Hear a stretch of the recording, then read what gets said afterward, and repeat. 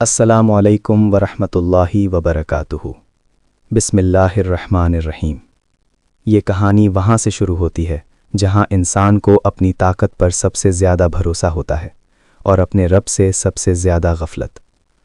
बहुत पुराने ज़माने में जब धरती पर पहाड़ इंसान के हाथों से कटते थे, एक कौम रहती थी, समूद। उनके शहर पत्थरों के सीने में बसे थे। उनके घर ऐसे मजबूत कि उन्हें लगता था मौत भी इनमें घुसने से डर जाएगी। सुबह सूरज निकलता तो पहाड़ों से टकराकर रोशनी लौटती और लोग अपने महलों को देखकर कहते, हम अमर हैं, हमें कौन मिटा सकता है।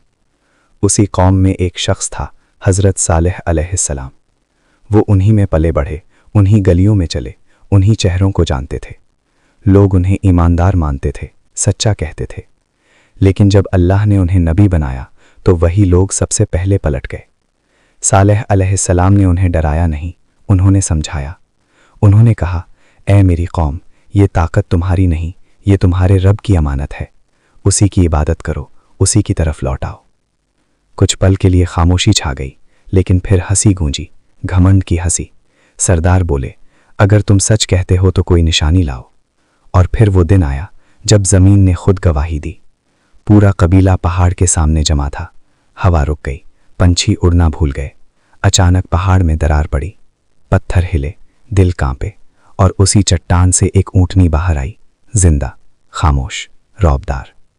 वो कोई आम जानवर नहीं थी, उसकी आंखों में ऐसा सुकून था कि झूठ कांप जाए। ये अल्लाह की निशानी थी। सालेह अलैहिस्सलाम ने कहा, इस ऊँटनी को नुकसान मत पहुंचाना। पानी पीने का एक दिन इसका होगा, एक दिन तुम्हारा। कुछ दिन सब बदला बदला सा रहा। पानी में बरकत आ गई, बच्चे चुप रहने लगे, दिलों में डर उतरने लगा। लेकिन इंसान जब डरता है तो या तो झुक जाता है या फिर जिद्दी हो जाता है। समूद जिद्दी हो गए। सरदारों ने लोगों के दिलों में जहर भरा, एक जानवर हमारी जिंदगी तय करेगा। अगर ये निशानी है तो इसे खत्म कर दो। रात आई, आसमान गवाह था, सितारे ठहरे हुए थे, और ऊँटनी, अल्लाह की आखिरी मोहलत, कत्ल कर दी गई। जमीन कराह उठी। सालेह अलैहिस्सलाम का चेहरा पीला पड़ गया। उन्होंने कहा, अब 3 दिन तक अपने घरों में रहो, इसके बाद अल्लाह का अजाब आएगा। पहला दिन लोगों के चेहरे पीले पड़ गए, दूसरा दिन होंठ नीले, सांसें भारी, तीसरा दिन चेहरे काले, दिल सूने। माएँ बच्चों को सीने से लगाए बैठी रहीं, मगर किसी ने तौबा नहीं की। चौथा दिन आया, लेकिन सूरज नहीं। एक भयानक चीख गूंजी, ऐसी आवाज़ जिसने दिल फाड़ दिए। ज़मीन उछली, महल कब्र बन गए। जो खड़े थे गिर पड़े, जो छुपे थे पकड़े गए। और फिर खामोशी, इतनी गहरी कि पहाड़ भी शर्मिंदा हो जाए। अब ज़रा आज की दुनिया देखो। आज पहाड़ नहीं कटते, लेकिन दिल कटते हैं। आज मूर्तियाँ नहीं, लेकिन पैसा, शोहरत और नफ्स पूछे जाते हैं। समूद कहते थे, हमें कौन मिटाएगा। आज इंसान कहता है, अभी बहुत वक्त है। बीमारियाँ, हादसे, मौतें, ये आज की ऊँटनियाँ हैं।